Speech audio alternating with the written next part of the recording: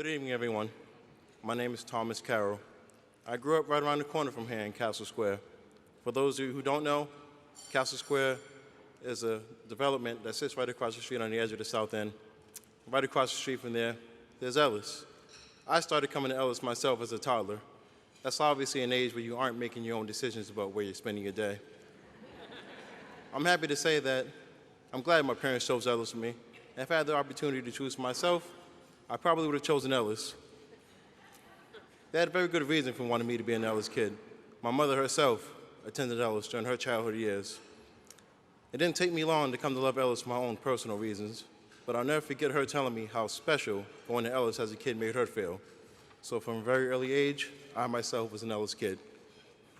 Being an Ellis kid meant something in our neighborhood. We had wider access to the great world that other kids in the community didn't have, which is why so many families wanted their kids to attend Ellis. It was like a second home. In fact, Ellis was like one big family. To drive that point home, one of my best friends to this day is somebody I met at Ellis in the preschool program, and we stayed on through our school-age years. We learned lessons at Ellis, like you do at home with your family. One of the most important being that doing your homework was never optional.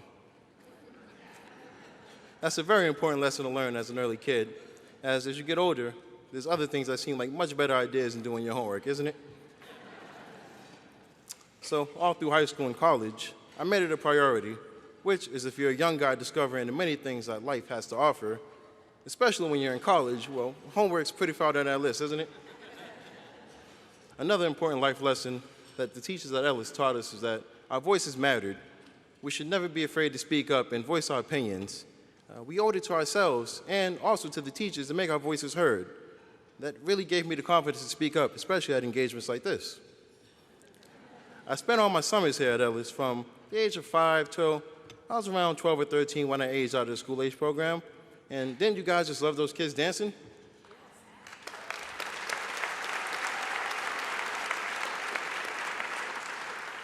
Now picture that. That was me about 20 years ago, believe it or not. Anyways, summers can be tough if you're a kid stuck in the city with nothing to do. That was never the case if you were an Ellis kid. We went on field trips daily, rain or shine. In fact, I can remember Leo seeing us come up from the street at Peters Park, one of those warm, rainy summer days where the sidewalks were so hot they were steaming. We were all covered in mud from an afternoon playing football with Brian Woods over there. Leo thought our parents would be pretty upset with him for letting us get so dirty and our clothes all muddy.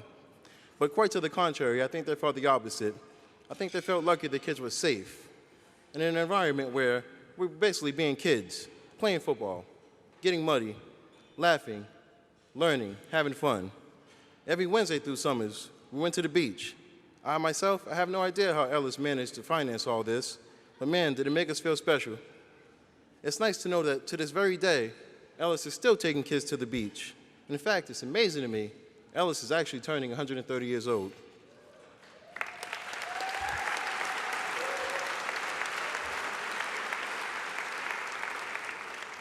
Imagine how many families, how many kids they've taken to the beach over all these years. I see a couple pictures over there on the wall that have to be at least 100 years old. It's a lot of kids they've helped grow up, including myself. So where did the long road end up that started with a toddler walking across the street to Ellis with his mom? Well, I went on to graduate from college. Today, I work at John Hancock in personal financial services.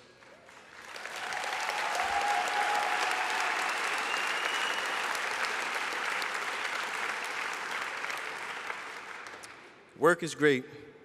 What I don't know, I try to learn, and everything I do learn is building me for the next step in my career. Sort of the way that coming to Ellis prepared me to succeed at life. That's an opportunity every kid should have, which is why when me and my girlfriend found out she was expecting, one of the first things we did was sign up my daughter to be on the wait list. I guess there's something to be said for being a legacy. My daughter Brielle was accepted, and I'm happy to say she's receiving the same care and education that I've received as a youth. I'm incredibly grateful for that. I think about how my family would gather around the table to eat dinner as a youth, and many of the topics of discussions were what me and my sister had done at Ellis for the day. I fast forward to now, my significant other is a teacher of the fine preschool program at Ellis.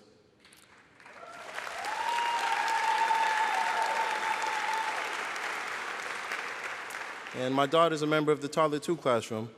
Ellis is still the topic of discussion at my dinner table at day's end.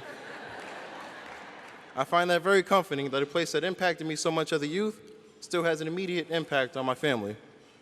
I wish every inner city kid could have the opportunity to experience Ellis. Sometimes I don't think there's any way to put it in words what that means, but I appreciate having a few minutes of your time this evening to let me try. Thank you for your time and have a great evening.